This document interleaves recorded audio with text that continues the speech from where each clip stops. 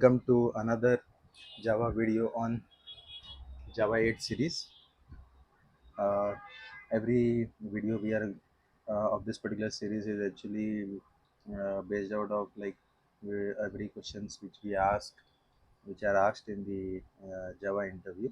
So the specifically interviewer looks out for Java 8 features. So they give you a practical example, the question. They expect the solution to be written in Java 8 features. So the first problem statement over here is that find last element of an array list. Okay, so basically like it doesn't know, right, how many uh, elements are there inside it. So we can actually first take the length of it, right? So with using Java 8 features, we'll make use of the elements to find out, right? So what we can do is here is that first we need to convert that particular array list into a string. Once we convert, we need to skip all the elements from the first to the second last element, right? So what we have to do is that we have to take the length into the consideration, right? So what we'll do is that we'll take the length, the size, and then we'll minus it with the 1. Okay, once we get that, then the first element whatever we find it, right, the first element that will take it up, and then we'll get it, right?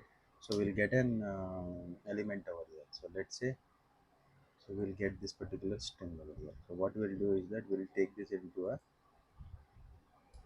string last element. Okay, so we'll get this particular. So let's go ahead and print it out. We'll see like what is the last element over here.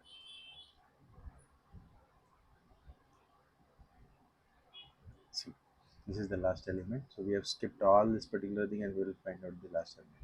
There is another way which we can do this. So what we can do that we, let's say, in the interviewer asks not about the last element, right? You ask about what is the third element.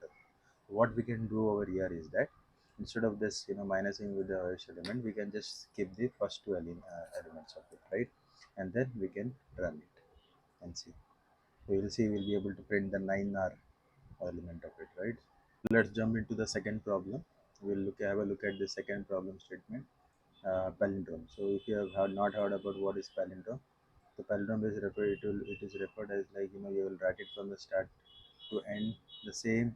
When you write it in the reverse order also, it will refer to the same word, and it will denote the same thing, and there will be a similar number of words used, letters used in. So you write it from start to end, it will be the same, and you'll write it from last to the start, this will be same. So if you see here, if you write refer in the reverse order also, it will be just till refer only. If you see for lol, lol, right, it if you write from lol from this side also, that side also, it will be same letter, that it will be the same meaning. So what we have to do is that we need to consider the length, right, and we will take it up this string.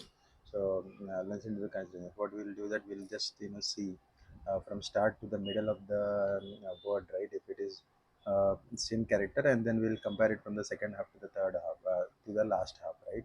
So we will take help of history. So what we'll do, we'll take the range closed over here. So we'll start from 0, and then we'll go on to the length of the thing divided by 2. So we'll go up to the half of this particular division, and then what we'll do is that we'll take help of, there is one method called none match.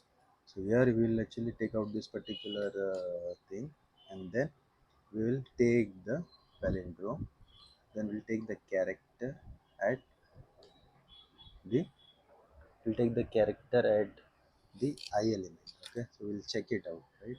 And then if it is matching or not, we'll check it with the character of that, right? So we'll take, what we'll do in this, actually we'll start from the end sign. So here actually, if you see the first, we've taken it from the first character.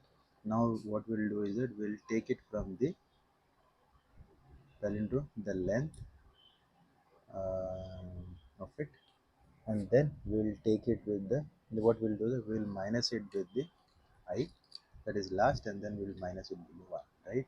Once we get this, what we'll do is that we'll get a boolean of it, right? So this will actually return a boolean if you see, right?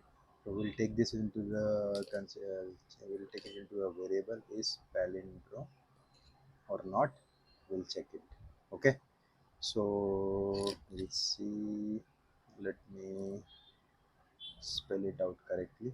So if you see here, sysout dot println print out. We'll check if this particular thing is palindrome or not. We'll test it out by running it. So if you see here, this refer is palindrome. Now let's check out for the another example. Let's say I happen to write Rome as an example variable value, and then we'll run it. Okay, we'll check whether this is in palindrome or not. See, this is written as false. So hope you got how to, in the interview you're going to ask these two problem statements, you can easily answer this particular state with the solution, right? Thank you for watching.